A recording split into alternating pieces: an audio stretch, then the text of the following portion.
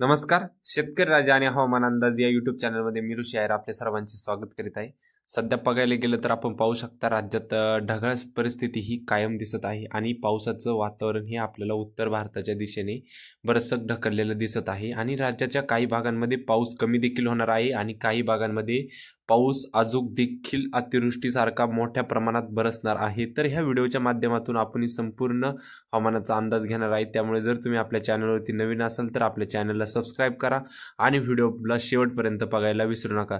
सध्या विजांचा कडकडाट आणि मेघगर्जनेसहित वातावरण राज्यात आपल्याला सर्वदूर दिसत आहे आणि जो कमी दाब बंगालच्या उपसागरात तयार झाला होता त्याचा आता प्रभाव हा आपल्याला अरबी समुद्रात निघून गेलेला दिसत आहे. तरी देखील राज्यात अनेक ठिकाणी स्थानिक वातावरण निर्माण होऊन परतीच्या पावसाचा जोर हा आपल्याला वाढणार आहे. अनेक ठिकाणी जोरदार ते अतिजोरदार पाऊस होणार आहे. त्यामुळे व्हिडिओ शेवटपर्यंत पहा. आपण GFS मॉडेलचा आता धावता आढावा घेऊ.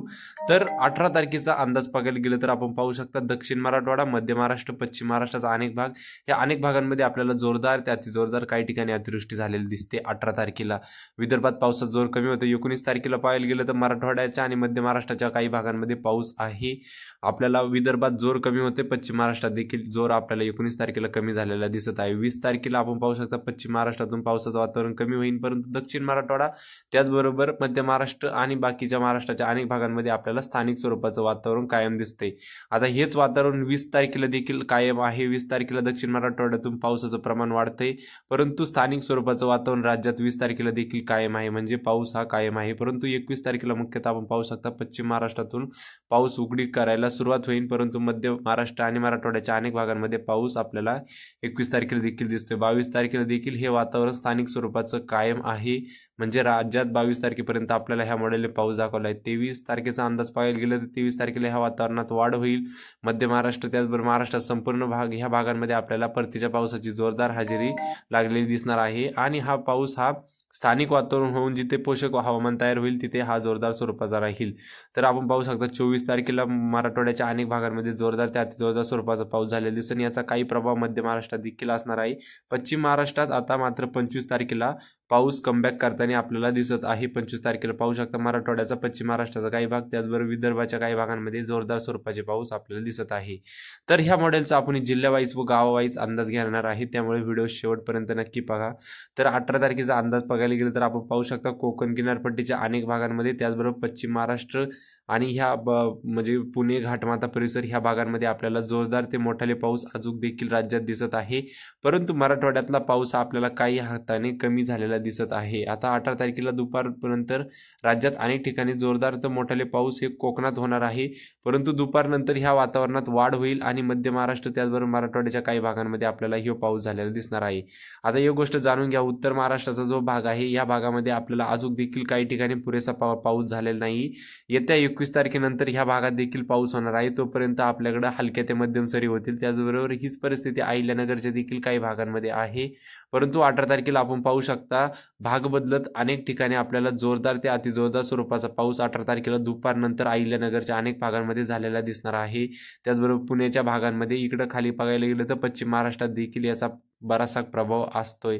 त्याचबरोबर पाहू शकता आपण वाई, त्याचबरोबर इकडे पलटण, बारामती, अकलूज, इंदापूर, त्याचबरोबर करमाळा, दौंड, सासवड, पंढरपूर, ह्या जो कर्जत, जामखेड, श्रीगोंदा ह्या भागांमध्ये जोरदार ते मोठाले पाऊस आपल्याला 18 तारखेला झाले दिसणार आहेत. चाकण, मनसर, जुन्नरचा परिसर, घारगाव, त्याचबरोबर इकडे आळकुटी आणि टाकळी डोकेश्वर, अहिल्यानगरचा संपूर्ण भाग, राहुरी, श्रीरामपूर, संगमनेर, सिन्नर, त्याचबरोबर नाशिक, इगतपुरी. आता हे ज्या भागांची मी नावं घेतली आहे या भागांमध्ये मोठाले पाऊस आपल्याला 18 तारखेला झालेले दिसणार आहे. अनेक ठिकाणी जोरदार ते अतिजोरदार स्वरूपाचा पाऊस होईल. आता संध्याकाळच्या सत्रात हाच पाऊस आपल्याला भाग बदलत मराठवाड्याच्या अनेक भागांमध्ये पडताना दिसणार आहे. आता हे भाग आहे कोणती नेमकी आपण पाहू शकता जामखेड, करमाळा, बीड, त्याचबरोबर पैठण, छत्रपती संभाजीनगर, जालना, अकोला, त्याचबरोबर इकडे पाहू शकता पाथर्डीचा काही भाग येतोय, त्यामध्ये नांदेड, लातूर या भागांमध्ये आपल्याला मध्यम ते काही ठिकाणी जोरदार स्वरूपाचे पाऊस हे 18 तारखेला संध्याकाळच्या सत्रात झालेले दिसत आहे. त्याच्यानंतर वाशिम, अमरावती, नागपूरच्या देखील विभागात आपल्याला 18 तारखेला संध्याकाळी भाग बदलत मेघगर्जनेसहित विजांच्या कडकडासहित पाऊस होणार आहे. हा होता 18 तारखेचा संपूर्ण अंदाज. त्या देखील नंतर आपण 19 तारखेचा देखील अंदाज घेणार आहे, राज्यात कशी हवामान स्थिती असणार आहे. तर 19 तारखेला आपण पाहू शकता आपल्याला सकाळच्या सत्रात म्हणजे दुपारपर्यंत आपल्याला कोकण किनारपट्टीमध्ये मोठाले पाऊस होतील आणि दुपारनंतर मग ह्या पावसाचा प्रभाव मध्य महाराष्ट्रात येईल. मध्य महाराष्ट्राचे आता हे भाग आहे कोणते हे देखील जाणून घ्या. पहिलं आपण पश्चिम महाराष्ट्राचे भाग बघू. सांगली, सातारा, कोल्हापूर ह्या भागांमध्ये 19 तारखेला पाऊस असणार आहे. त्याचबरोबर पुणे, घाटमाथा परिसर ह्या भागात देखील 19 तारखेला पाऊस असणार आहे आणि दुपारनंतर खास करून अहिल्यानगरचा संपूर्ण भाग, नाशिकचा संपूर्ण भाग, पुण्याचा देखील संपूर्ण भाग याच्यात समावेश होतो. इकडे करमाळा, बारामती, दौंड, इंदापूर, त्याचबरोबर इकडे आपण पाहू शकता पंढरपूर, त्यानंतर इकडं बघायला गेलं तर तुळजापूरचा देखील परिसर यामध्ये येत आहे. ह्या अनेक भागांमध्ये मोठाले तर जोरदार स्वरूपाचा पाऊस हा आपल्याला झालेला दिसणार आहे. परंतु मराठवाड्यात पावसाचं प्रमाण कमी होतंय. मराठवाड्यात केवळ संध्याकाळच्या सत्रात आपल्याला पाऊस ह्या मॉडेलने देखील दाखवलेला आहे. म्हणजे भाग बदलत हा पाऊस पडणार आहे. काही ठिकाणी अति जोरदार होईल, काही ठिकाणी हलक्या ते मध्यम स्वरूपाचा राहील, याची शेतकऱ्यांनी दक्षता घ्यायची आहे. आता मराठवाडा आणि विदर्भात आपल्याला 20 तारखेपासून पावसाचं प्रमाण हे थोडंफार कमी होताना ह्या मॉडेलने दाखवलं आहे. आता ह्यो आपला अंदाज कितपत खरा ठरतो हे देखील बघणं तितकंच गरजेचं असणार आहे. त्यानुसार शेतकऱ्यांनी आपल्या कामाचं नियोजन लावायचे. आपण पाहू शकता 19 तारखेला संध्याकाळच्या सत्रात इकडं बघायला गेलं तर परभणी, त्याचबरोबर नांदेडचा भाग, इकडं बघायला गेलं तर उमरखेड, त्याचबरोबर इकडं पाथर्डी, बीड, परळी ह्या भागांमध्ये आपल्याला मोठाले पाऊस झालेले संध्याकाळी दिसत आहे. मेघगर्जनेसहित विजांच्या कडकडासहित लातूरला देखील पावसाची हजेरी आपल्याला 19 तारखेला संध्याकाळी दिसत. इकडं वाशिम, शेवगावपर्यंत जो मधला जो पट्टा आहे या भागांमध्ये आपल्याला मोठाले पाऊस हे झालेले दिसणार आहे. म्हणजे राज्यात 19 तारखेपर्यंत तरी अनेक भागांमध्ये मोठाले पाऊस आपल्याला ह्या मॉडेलने दाखवले आहे. 20 तारखेला देखील मध्य महाराष्ट्र, त्याचबरोबर छत्रपती संभाजीनगरचा भाग, पश्चिम महाराष्ट्रात आपल्याला पाऊस कायम दिसतोय. कोकण किनारपट्टीला देखील 20 तारखेला पावसाचा प्रभाव हा अधिक स्वरूपाचा दाखवला गेलेला आहे. म्हणजे राज्यात आपल्याला 20 तारखेपर्यंत पावसाचं प्रमाण हे अधिक स्वरूपाचं असलेलं दिसत आहे. आता सगळ्यात मोठा मुद्दा आपण पाहू शकता जयपूरमधून, म्हणजे जो राजस्थानचा पट्टा आहे या पट्ट्यामधून आपल्याला बराचसा मान्सून हा माघारी फिरताना दिसत आहे आणि मान्सूनचा प्रवास हा आपल्याला राज्यातून व देशातून जलद गतीने होताना देखील दिसत आहे.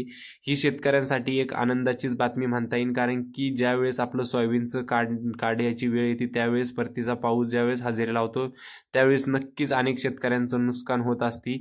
आता आपण ह्या मॉडेलच्या अंदाजानुसार एक गोष्ट तुम्हाला सांगतो मी, एक चक्रकार स्थिती ही आपल्याला बंगालच्या उपसागरात तयार झालेली दिसत आहे. आता तिचा कितपत प्रभाव हा राज्यात राहील हे देखील बघणं गरजेचं असणार आहे. त्यामुळे व्हिडिओ शेवटपर्यंत बघा. तर तुम्हाला सांगतो, आता बघायला गेलं तर आपण पाहू शकताय जी 24 तारखेला ह्या चक्रकार स्थितीला बळ येतंय, म्हणजे या चक्रकार स्थितीला रूप यायला सुरू होईल आणि तिथून पुढे मग राज्यात हवामानात खूप मोठे बदल झालेले जाणवतील. 25 तारखेला राज्यात आपल्याला हलक्या ते मध्यम स्वरूपाचा पाऊस पुन्हा हजेरी लावताना दिसत आहे आणि जो मधला मराठवाड्याचा त्याचबरोबर मध्य महाराष्ट्राचा पट्टा ह्या भागांमध्ये आपल्याला हा पाऊस पडताना दिसणार आहे. आता मुख्यतः आपण पाहू शकता 25-26 तारखेला ही चक्रकार स्थिती बनायला सुरुवात होते. विशाखापट्टणम आणि भुवनेश्वर जो मधला रिडार आहे ह्या रिडारमध्ये ह्या चक्रकार स्थितीचा प्रभाव हा अधिक स्वरूपाचा दिसत आहे. आता ही चक्रकार स्थिती राज्यात किती प्रभाव टाकते हे आपल्याला येत्या काळात अंदाज आपल्याला बघायला भेटेलच. त्यामुळे डेलीचे आपले व्हिडिओ हवामानाचा अंदाज हे यूट्यूबवरती अपलोड होत असतात, त्यामुळे नक्की तुम्ही तिथे जाऊन बघायचे. आणि जर तुम्ही चॅनलवरती